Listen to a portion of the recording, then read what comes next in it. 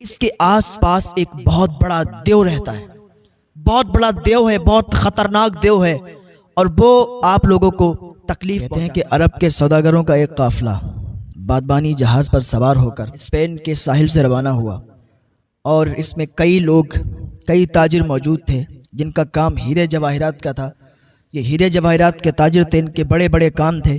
یہ لوگ اس جہاز میں سوار تھے۔ اسی جہاز میں ایک ایسا نوجوان جو حسین و جمیل تھا، جس کا چہرہ چاند کی طرح چمک رہا تھا، بڑا ہی خوبصورت تھا، ایسا چہرہ کہ اگر اس کو ایک بار کوئی دیکھ لیتا تو دیکھتا ہی رہ جاتا۔ جس راستے سے وہ گزر جاتا اس راستے پر لوگوں کا ہجوم لگ جاتا اور لوگوں کی نگاہیں اس کی طرف سے نہیں ہٹتی تھیں۔ ایسا نوجوان اس میں موجود تھا۔ ان کا جہاز جا رہا تھا، چلتا جا رہا تھا، اور بیچ سمندر میں جب یہ جہاز پہنچا تو وہاں پر دو راستے تھے۔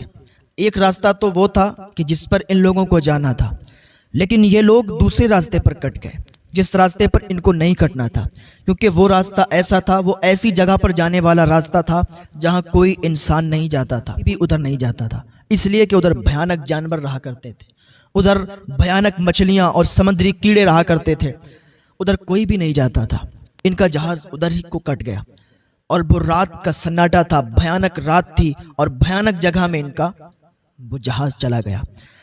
جب جہاز عنقریب پہنچا اس جگہ کے تو لوگوں نے ایک عجیب منظر دیکھا، ایک عجیب واقعہ دیکھا، عجیب ماجرا دیکھا کہ ایک سامنے بھیانک جانور کھڑا ہوا ہے، بھیانک جانور، اس کا منہ کھلا ہوا ہے، اور اس کا اتنا منہ بھاری ہے کہ اس جہاز کو اپنے منہ کے اندر سما لے جائے، اتنا بھاری اس کا منہ۔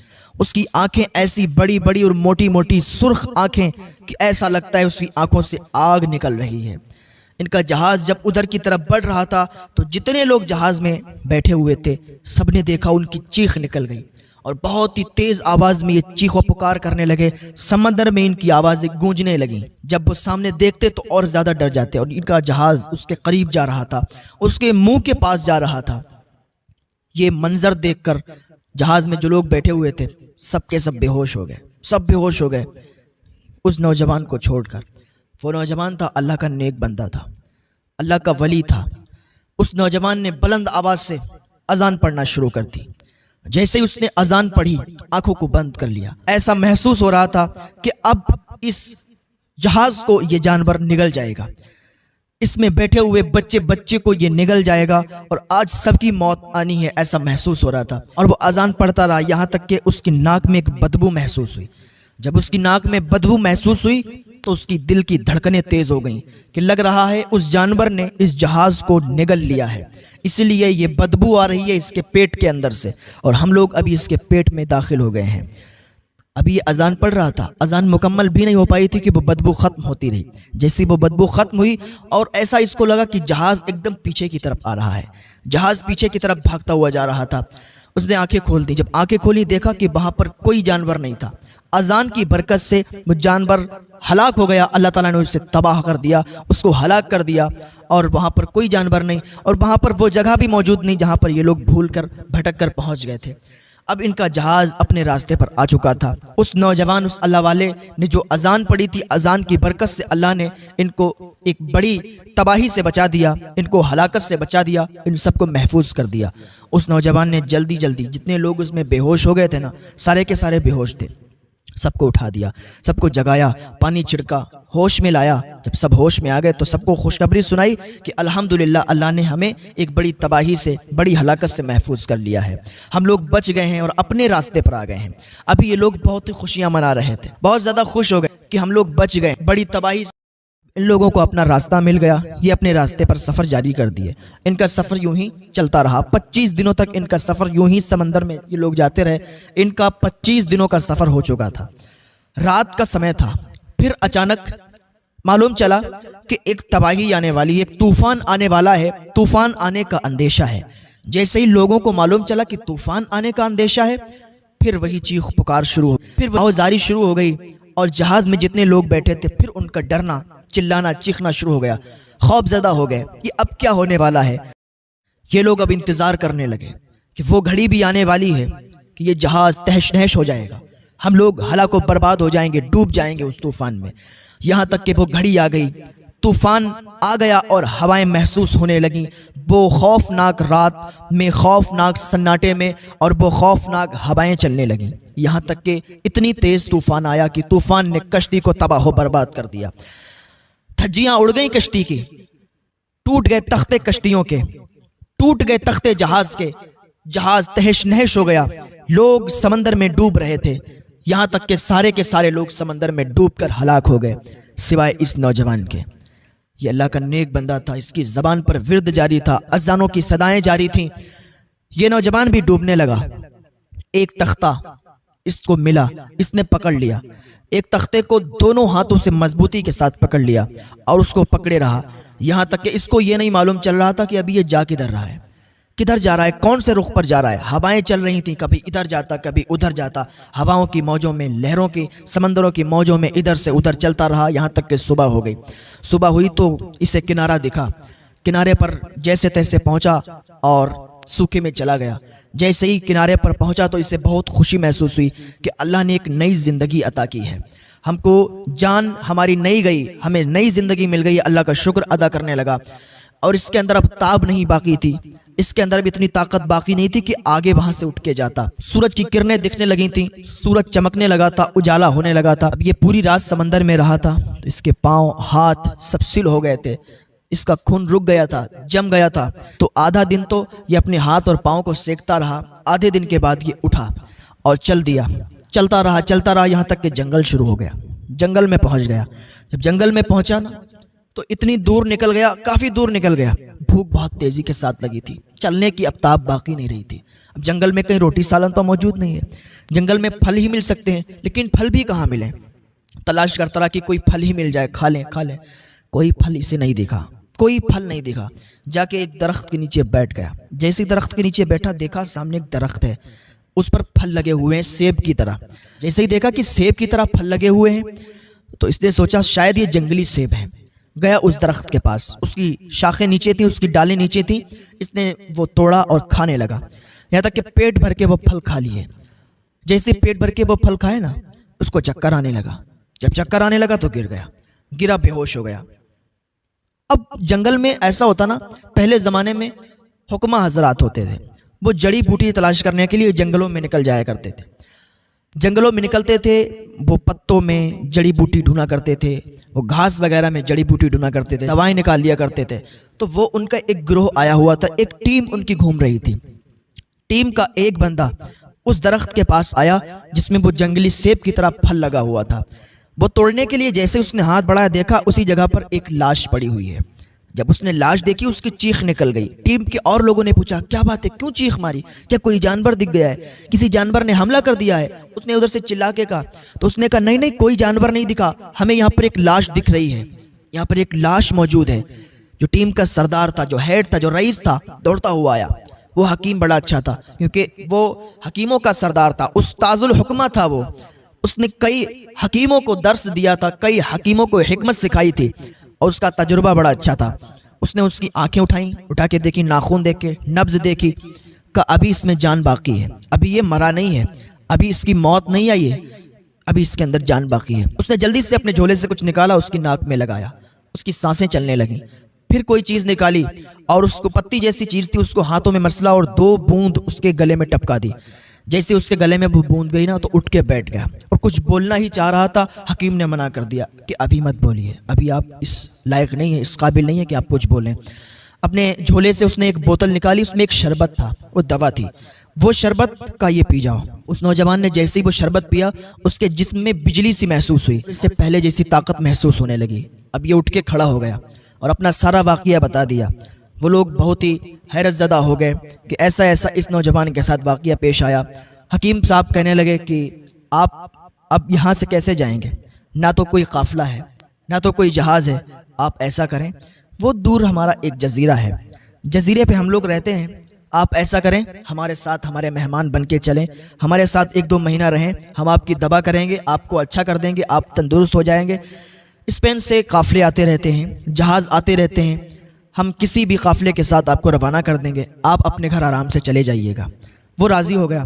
وہ نوجوان کہنے لگا ٹھیک ہے، میں نے آپ کی دعوت قبول کر لی ہے، آپ کی دعوت قبول کر لی، آپ اپنے گھر چلیے، ہم بھی آپ کے ساتھ چلتے ہیں۔ وہ ان کا جو قافلہ تھا، وہ ٹیم تھی، وہ سارے کے سارے لوگ جزیرے پہ پہنچ گئے۔ اب یہ حکیم اپنے گھر پہ پہنچا اور اس کی ایک خوبصورت حسین و جمیل بیٹی تھی۔ اپنی بیٹی کو بلایا اور کہا، بیٹی یہ نوجوان ہمارا مہمان ہے، اس کے ساتھ یہ حادثہ ہوا، یہ واقعہ پیش آیا ہے، یہ ہمارے مہمان رہیں گے۔ حکیم نے ان کو اپنے گھر رکھ لیا، اس نوجوان کو اپنے گھر رکھ لیا۔ وہ نوجوان اتنا نیک تھا، اتنا پاکیزہ تھا کہ اس کی نگاہیں کبھی بھی اٹھتی نہیں تھیں۔ اس کے گھر پہ جوان بیٹی تھی حکیم کی، اور یہ نوجوان بھی بہت خوبصورت تھا، وہ لڑکی بھی بہت خوبصورت تھی، اتنی حسین و جمیل تھی کہ ہزاروں لوگوں کا دل اس پر پھسلتا تھا، لیکن اس نے کبھی بھی اپنی نگاہ اٹھا کر اسے نہیں دیکھا۔ اس نے حکیم سے کہا کہ مجھے آپ اجازت دیں کہ مجھے کوئی چشمہ بتا دیں، میں چشمے پہ جاؤں اور وضو بنا کر میں اپنے رب کی عبادت کر لوں۔ اس نے کہا، تمہیں چشمے پر کیا جانے کی ضرورت ہے، ہمارا ایک تالاب ہے، تالاب کے پاس جاؤ، وضو بناؤ اور جو بھی آپ جیسے بھی عبادت کرنا چاہو کرو۔ یہ اللہ والا تھا، اللہ کا نیک بندہ تھا، نوجوان تھا، گیا تالاب پر، وضو بنایا۔ وضو بنانے کے بعد اس نے نماز مغرب ادا کی اور عشاء تک یہ اوراد و وظائف کرتا رہا، اور پھر عشاء کی نماز ادا کی، پھر واپس چلا آیا۔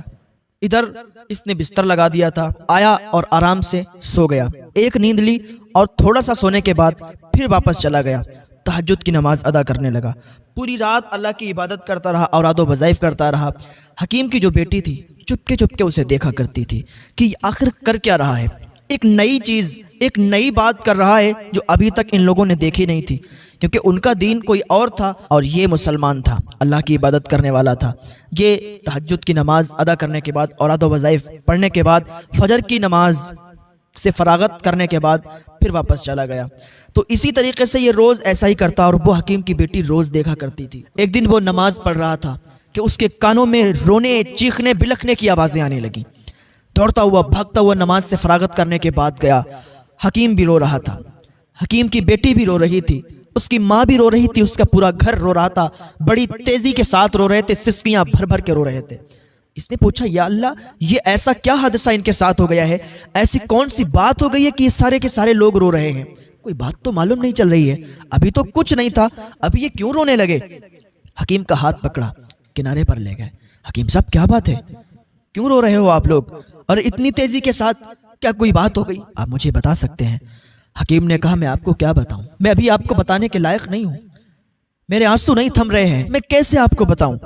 وہ نوجوان کہنے لگا، حکیم صاحب، اگر آپ بتائیں گے نہیں میں بھی پریشان ہوں گا، مجھے کیا معلوم کہ کیا ہوا، آپ لوگ کیوں رو رہے ہیں، لیکن آپ کو تو بتانا پڑے گا کہ آپ لوگ کیوں رو رہے ہو۔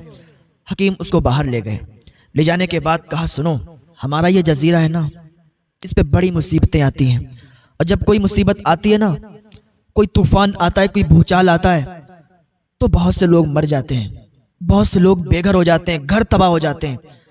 تو ایک جادوگر تھا، جادوگر سے ہم سب نے بات کی، ہمارے راجا نے بات کی، تو جادوگر نے بتایا کہ اس کے آس پاس ایک بہت بڑا دیو رہتا ہے، بہت بڑا دیو ہے، بہت خطرناک دیو ہے، اور وہ آپ لوگوں کو تکلیف پہنچاتا ہے۔ تو راجا نے جادوگر سے پوچھا، کیا یہ بلا ٹل سکتی ہے، کیا وہ دیو شانت ہو سکتا ہے، آپ مجھے بتائیں۔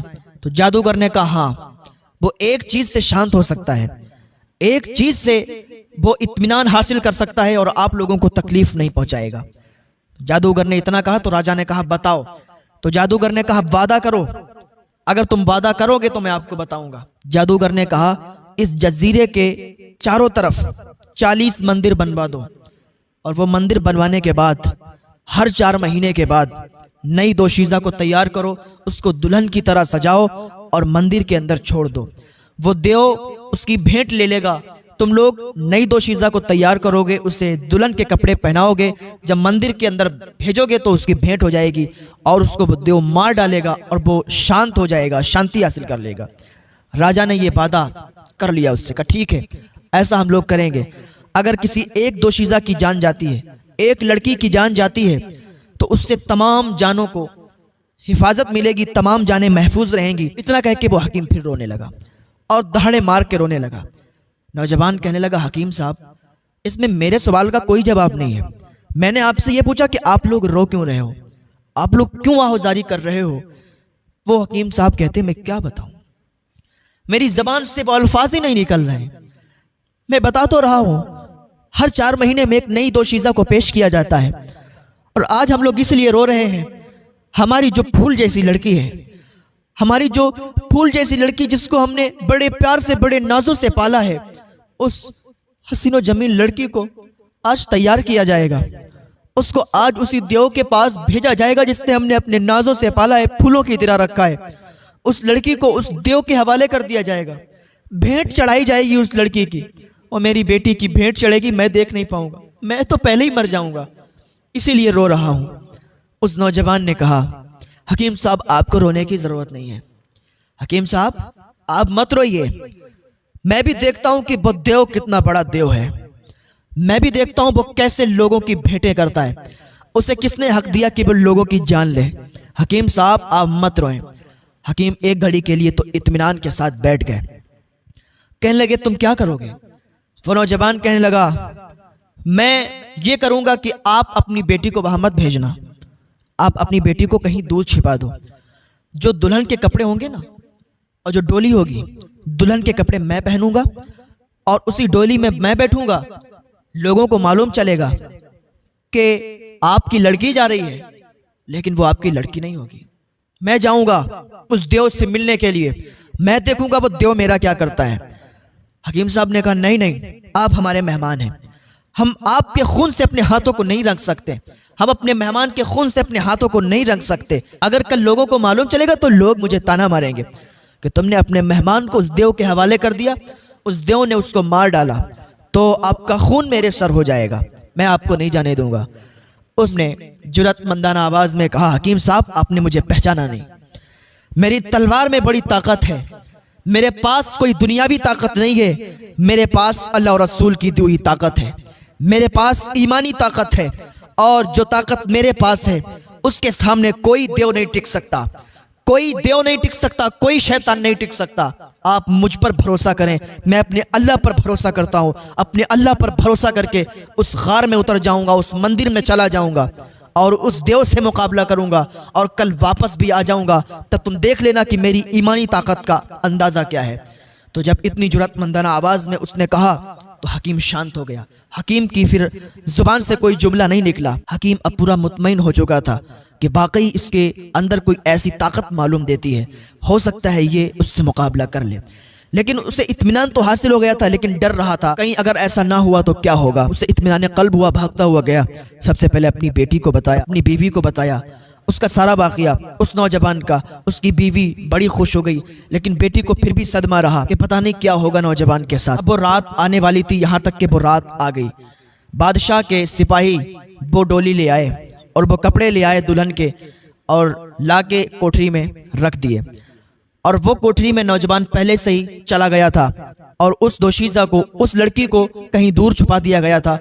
اس نوجوان نے وہ دلہن کے کپڑے پہنے اور پہننے کے بعد جو ٹائم مقرر تھا اس ٹائم میں آ کے ڈولی میں بیٹھ گیا، اور ڈولی سپاہیوں نے اٹھائی اور مندر کے اندر جا کے رکھ دی، الٹے پاؤں واپس آ گئے، پجاری نے مندر کا دروازہ بند کر دیا۔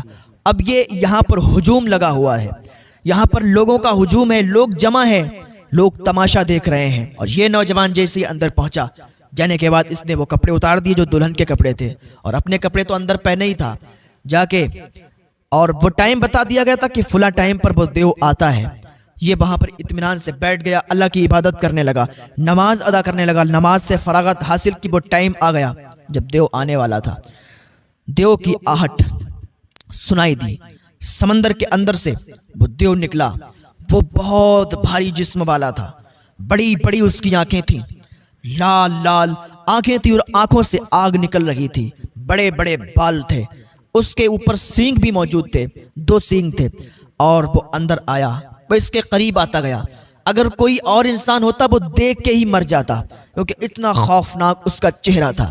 وہ آیا، اس کے جیسے ہی مندر میں آیا اور اس کے سامنے کھڑا ہوا، اس نوجوان نے اس کو دیکھا تو اس کے دل پر کوئی بھی ہیبت نہیں ہوئی اور یہ بالکل نہیں ڈرا، اور یہ بلند آواز سے آیت الکرسی کی تلاوت کرنے لگا، بلند آواز سے اللہ اکبر کی صدائیں بلند کرنے لگا اور بآواز بلند اذان پڑھنا شروع کر دی۔ جیسے ہی اس نے اذان پڑھی، آیت الکرسی پڑھی، اللہ اکبر کی صدائیں لگائیں، وہاں پر ایک دھواں سا چھا گیا، اور وہ دھواں ایسا چھایا کہ چند ہی منٹوں میں وہ دیو کو ہلاک و برباد کر گیا۔ اللہ رب العزت نے اسے ہلاک کر دیا، اس آیت الکرسی کی برکت سے، اذان کی برکت سے، اللہ اکبر کی صداؤں کی آواز سے وہ دیو ختم ہو گیا، اللہ رب العزت نے اسے ہلاک کر دیا۔ اب یہ صبح ہو گئی، سورج کی کرنیں پڑیں، اجالا ہو گیا، لوگ تماشا دیکھ رہے تھے، لوگ دیکھ رہے تھے کہ آج بھی ایک بیٹی کی لاش نکل کے آئے گی۔ اب حکیم کو لایا گیا، کیونکہ جس کی بیٹی اندر جاتی تھی وہی مندر کا دروازہ کھولتا تھا۔ حکیم کو لایا گیا، حکیم نے کانپتے ہوئے ہاتھوں سے دروازہ کھولا، اس کے رونگٹے کھڑے ہو گئے، اس کے کان کھڑے ہو گئے۔ وہ دیکھ رہا تھا کہ مندر کے اندر وہی نوجوان مسکراتا ہوا کھڑا ہے، مسکرا رہا ہے، اور وہ نوجوان جیسے ہی باہر نکلا نا، مجمع میں ہنگامہ مچ گیا۔ یہ کون ہے؟ یہ کون آ گیا ہے اندر سے؟ لوگ ڈر رہے تھے، یہ کون نکل رہا ہے؟ لوگوں میں ایک ہنگامہ سا برپا ہو گیا۔ راجا کو پتا چلا، راجا بھی اپنے لوگوں کے ساتھ آیا۔ راجا بھی کچھ بولنے والا ہی تھا کہ نوجوان بول دیا کہ آپ لوگوں کو گھبرانے کی ضرورت نہیں ہے، میں کوئی اور نہیں ہوں، میں حکیم صاحب کے ہاں مقیم ہوں، میں ٹھہرا ہوا ہوں، میں ان کا مہمان ہوں۔ اور مجھے جب معلوم چلا کہ یہاں ہر 4 مہینے کے بعد ایک نئی لڑکی کو، نئی بیٹی کو، دوشیزہ کو اس کے اندر بھیجا جاتا ہے، وہ دیو اس کو مارتا ہے، یہاں بھیٹ چڑھائی جاتی ہے، تو مجھے یہ بہت برا لگا، اور میں اپنے اللہ اور رسول کا نام لے کے اس کے اندر داخل ہو گیا، اور میں نے دیکھا کہ وہاں پر ایک دیو آیا تھا۔ میں نے سوچا کہ دیکھتے ہیں اس دیو میں کتنی طاقت ہے، اس دیو میں طاقت ہے یا میری ایمانی طاقت زیادہ ہے۔ میں اتر گیا، اس مندر میں نکل گیا، اور میری ایمانی طاقت کے سامنے اس شیطانی طاقت کو میں نے پھیل کر دیا۔ میری ایمانی طاقت کے سامنے وہ شیطانی طاقت پھیل ہو گئی، اور وہ دیو جان سے گیا، وہ دیو تباہ و برباد ہو گیا، ہلاک ہو گیا، اب وہ کبھی دیو نہیں آئے گا۔ بادشاہ نے، راجا نے جب اتنا سنا تو بہت خوش ہوا اور اپنے محل میں لے گیا۔ محل میں جانے کے بعد راجا نے کہا، سنو، سارے لوگوں کو بلایا جائے۔ سارے لوگ آ گئے۔ سارے لوگ جب آئے نا تو راجا نے اعلان کر دیا کہ دیکھیے، یہ اس نوجوان کی ایمانی طاقت ہے، یہ جس خدا کو مانتا ہے واقعی اس کے اندر بڑی طاقت ہے۔ یہ اپنی ایمانی طاقت کے ساتھ مندر میں اتر گیا، اور اس دیو کا اس نے مقابلہ کیا، اس کو ہلاک و برباد کر دیا۔ اور اب ہمیں کوئی خوف نہیں، تو جس خدا کو یہ پوجتا کہ جس خدا میں اتنی طاقت ہے کہ اس دیو کو پچھاڑ دیا، تو ہمیں بھی چاہیے کہ ہم سب لوگ اس کے دین کو قبول کر لیں، اس کے دین کو اپنا لیں۔ تو ایک انسان کھڑا ہوا، کہا، راجا جی، میری حقیرانہ بات ہے، اگر آپ قبول کر لیں۔ راجا نے کہا، بتاؤ کیا کہنا چاہتے ہو؟ کہ راجا صاحب، ابھی ہم یہ فیصلہ نہیں کر سکتے کہ وہ دیو مرا ہے یا نہیں، وہ دیو ہلاک ہوا ہے یا نہیں، ہو سکتا ہے وہ دوبارہ بھی آ جائے۔ آپ 4 مہینے کا پھر ویٹ کریں، 4 مہینے کا پھر انتظار کریں۔ جب 4 مہینے پورے ہو جائیں، پھر ایک دوشیزہ کو دلہن کے کپڑے پہنا کر اس کے اندر داخل کریں گے، اور اگر وہ دیو مر چکا ہے، دیو ہلاک ہو چکا ہے، تو وہ ہرگز نہیں آئے گا، اور اسی لڑکی کے ساتھ اس نوجوان کو بھی اس کے اندر بھیجیں گے اور مندر کا دروازہ بند کر دیں گے۔ نوجوان کھڑا ہوا، بات کاٹتے ہوئے کہا کہ سنو، لڑکی تو اندر جائے گی، لیکن میرا دین اس کی اجازت نہیں دیتا ہے کہ میں کسی لڑکی کے ساتھ اندر جاؤں۔ تو کہا ٹھیک ہے، آپ تھوڑا باہر رہنا، لڑکی اندر چلی جائے گی جہاں دیو آتا ہے۔ اس بات پہ سب متفق ہو گئے۔ راجا نے بھی کہا ٹھیک، یہ بات صحیح کہہ رہے ہیں کہ 4 مہینے کا ہم انتظار اور دیکھیں، ہو سکتا ہے وہ دیو ابھی زندہ ہو۔ 4 مہینے پورے ہو گئے، پھر ایک دوشیزہ کو تیار کیا گیا اور اسی مندر کے دروازے میں چھوڑ دیا گیا۔ مندر میں جیسے اس دوشیزہ کو پہنچایا گیا، اب ادھر یہ نوجوان اللہ کی بارگاہ میں دعائیں کرنے لگا، سجدے کرنے لگا، اللہ سے دعا کرنے لگا کہ اب بات میری نہیں ہے، اب بات دین کی ہے۔ یہ دعائیں کرتا رہا، ادھر وہ دیو کے آنے کا ٹائم آ گیا، اس نے اپنے سر کو سجدے میں رکھ لیا، اللہ کی بارگاہ میں دعا کرتا رہا، نمازیں ادا کرتا رہا، عبادت کرتا رہا اللہ کی۔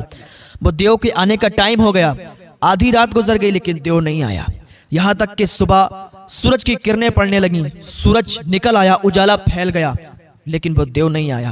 ادھر پوری رات یہ لوگ جاگتے رہے کہ ہو سکتا ہے وہ دیو ابھی زندہ ہو سکتا ہے وہ دیو آئے، لیکن دیو کا کہیں اتا پتہ جاتا نہیں تھا، کیونکہ دیو ہلاک ہو چکا تھا۔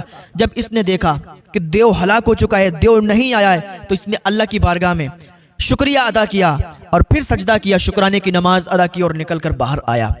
لوگوں نے دیکھا تو ہنگامہ مچ گیا، وہ دوشیزہ بھی باہر نکل آئی۔ جب وہ دوشیزہ باہر نکلی، لوگوں میں ہنگامہ مچ گیا کہ ہم نے فتح پالی، دیو مر گیا، اس نوجوان نے دیو کو ہلاک و برباد کر دیا، اب ہم اس کا کلمہ پڑھ لیں گے، اب ہم اس کے دین کو اپنا لیں گے۔ دوشیزہ نے کہا سنو، اگر سب لوگ میری بات کو سننا چاہتے ہو تو ایک میدان میں جمع ہو جاؤ۔ سارے لوگ ایک میدان میں جمع ہو گئے۔ جب ایک میدان میں جمع ہوئے تو اس دوشیزہ نے، اس لڑکی نے کہا سنو، جب ہم اندر گئے تھے، جانے کے بعد ہم نے دیکھا تھا جب دیو کے آنے کا ٹائم ہوا تھا ہم بہت ڈر رہے تھے وہ دیو آئے گا اور مجھے مار ڈالے گا، لیکن کوئی دیو نہیں آیا۔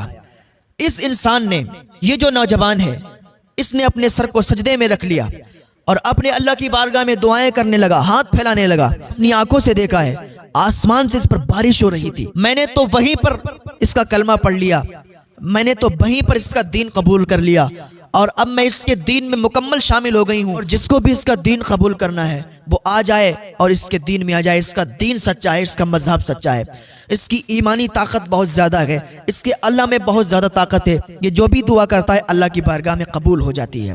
تو راجا نے حکم دے دیا کہ میں اس کا ایمان قبول کرتا ہوں، میں اس کا دین قبول کرتا ہوں، جتنے لوگ میرے ساتھ دین قبول کرنا چاہتے ہیں وہ قبول کر لیں۔ تو راجا کے ساتھ جتنے بھی لوگ اس جزیرے میں تھے سب نے کلمہ پڑھ لیا اور سب مسلمان ہو گئے، سب دین والے ہو گئے۔ تو یہ اللہ کے نیک بندوں کی دعاؤں کا اثر ہوتا ہے۔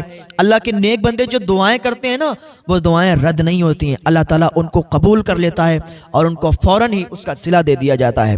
تو اللہ کی بارگاہ میں نیک عمل کرتے رہا کریں، اللہ کی عبادت کرتے رہا کریں، اپنی زبانیں پاک رکھیں، زبان سے کبھی گالی نہ بکیں، استغفر اللہ کا ورد زیادہ سے زیادہ کرتے رہا کریں۔